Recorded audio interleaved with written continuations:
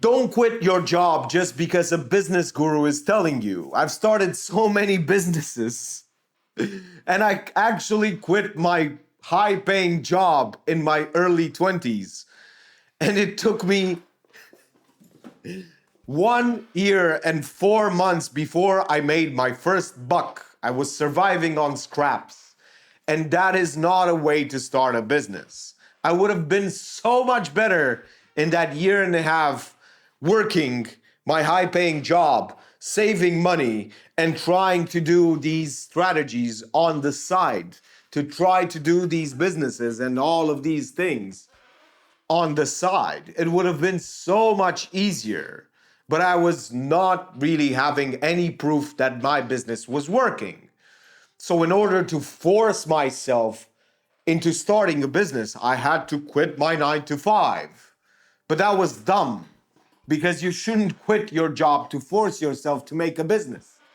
You should find proof that that business works and then quit your job when you can really not only supplement your income, but replace your income. And most people don't understand that in order to replace your salary, you have to probably make about 3 to 4 times more in your business as revenue. Because the profit margin of a great business is 25 to 30%. Usually, most businesses have lower profit margins than that. Let's not even talk about taxes. So, on top of the fact that you have to make 3 to 4 times more revenue in your business to really exchange your salary. So, if your salary was like 3K, you now have to make 9 to 12K in your business to replace your current salary. Because you have to pay so many things: inventory, marketing, sales, all these kinds of things that you don't even realize that you're going to have to pay. So before you do that, understand and try to start a business on the side to really know what it takes and how much money that business is eating. If you can have a business on the side, you're probably not going to have a business full time. It's easier to start from a business that is already part-time and it's already working and quit your job. Well, not even then. Try to quit when you hit big numbers in your business. You're going to be in a better situation then. You're not going to lose anything by doing that. Don't try to convince yourself that you're going to start the business if you quit. You're not going to start it probably. And even if you start it, you're probably not going to be successful for a long, long time. It takes so much. It's going to be such a stressful period of your life.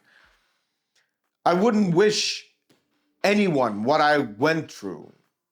That was depressing, degrading, demoralizing, and one of the worst situations to put yourself in.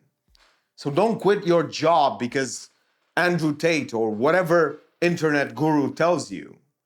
Understand the realities of business. 95% of businesses fail in the first 5 years. And you have to understand that most successful people in business have done a lot of businesses before they have been successful. Look at anyone. Or in the odd chance, they were so good at what they were doing. And not only that, but they were forced not by chance and not by circumstances, but by the sheer proof that their side business was doing so much more than their salary that then now they didn't need the job. And they were still apprehensive to quit their job. They were still apprehensive to do that, even if they were faced with the reality of this business making more income, more profits than their salary. They were like, I still need this safety. And I really appreciate those people because those people are real business people, because they understand that business is not guaranteed. The job is not guaranteed at all, but it doesn't matter. It's still something more guaranteed than the business. In business, if you fail, it means you're not eating that month. In business, if you fail, it means you have to come back with money from home, from your pocket to sustain that business, to keep it alive. You have to understand that in your job, if you fail, probably nothing is gonna happen. You're gonna get your salary, you're gonna get your money, even if you fail, even if you do a poor job. But in business, if you do a bad job, you're probably gonna lose a lot more than in a job. So you have to understand there are so many risks to starting a business. And before you even consider quitting your job, that business has to generate in profit, not in revenue, at least 50% of your income.